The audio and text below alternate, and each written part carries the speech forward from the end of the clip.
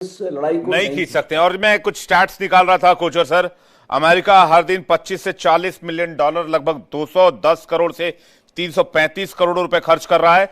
2 career strike group जो भेजे हैं, उसके हर एक करियर स्ट्राइक ग्रुप का खर्चा $6.5 मिलियन पर डे के हिसाब से है। तो ये डोनाल्ड ट्रंप एक एक डॉलर का हिसाब किताब रखते हैं यूएस में, तो मुझे लगता है कि ये उनको बहुत सूट कर रहा होगा। बाकी कौल साहब इस पर जवाब देंगे। और एक बात जो आपने कही कि ट्रूथ बहुत कम निकल कर आता है युद्ध के मैदान से, बेसिकली जो स्ट्रेटजी बनाई जाती है वो इसी तरह से बनाई जाती है कि दुश्मनों को कैसे बरगलाया जाए। और इसका रेलेवेंस हमको महाभारत में भी मिलता है, जब भीष्म पितामह को हराना लगभग नामुमकिन था पांडवों के लिए, तब ये खबर उड़ाई गई कि अश्वत्थामा मारा गया है, जिसपे भीष्म पितामह रुक गए थे और उसके बाद उनको डिफीट किया गया था। वैसे चलिए इस पर कभी और बात करेंगे, लेकिन कौल साहब का रिएक्शन चाहेंगे जो बात कोचर सर कह रहे हैं। क्या एक गलती है अमेरिका की तरफ से इस अटैक को अंजाम देना? नमस्कार, thank you for having me on the show. देखिए, आपने बहुत अच्छे से इनिशियली रिकैप किया ऑल द फैक्ट्स, और ये बात बिल्कुल सही है।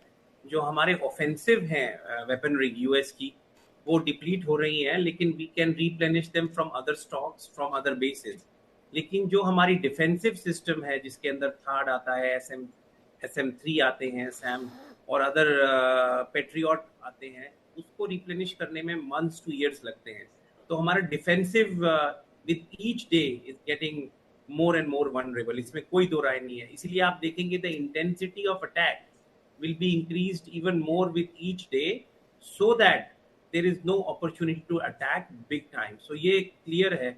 लेकिन coming to the economical implication, जो हमने 2 दिन पहले भी आपके शो पे बोला था कि ऑयल के प्राइजेस हम एंटिसिपेट कर रहे हैं तकरीबन 100 से $120 प्रति बैरल, और हर दिन 7 से $14 प्रति बैरल के राइज का एंटिसिपेटेड है। और आज आपने देख लिया $80 के करीब वो पहुंच चुका है। गोल्ड जो 52 to 5300 डॉलर्स प्रति आउंस था, हम 6000 एंटिसिपेट कर रहे हैं within 2 weeks time. Inflation is going up, oil and energy prices are going up. और इसके अलावा अगर आप देखें, Gulf of Hormuz is not only for oil transportation, और भी बहुत ट्रांसपोर्टेशन वहां से होता है। वर्ल्ड का 20% ऑयल एंड नेचुरल गैस वहीं से ट्रेवल करता है। तो हम इस बात को बिल्कुल समझते हैं। पेट्रोलियम प्रोडक्ट्स, जिसके अंदर प्लास्टिक आता है, जिसके अंदर फर्टिलाइजर्स आते हैं, उन सब की कीमतें बढ़ जाएंगी। ये वॉर सस्टेन करना दुनिया के लिए, if it goes for I would say more than 4 to 5 months, will be very very hard. It can trigger a recession, global recession. मुझे जो दिख रहा है ये कुछ ही हफ्तों, मे बी अ मंथ और 2, क्योंकि फाइनेंशियल सेंस बिल्कुल मेक नहीं कर रहा और स्टेक्स बहुत हैवी हैं। मुझे जो एक चीज दिख रही है कौल वो साहब, ये है। क्या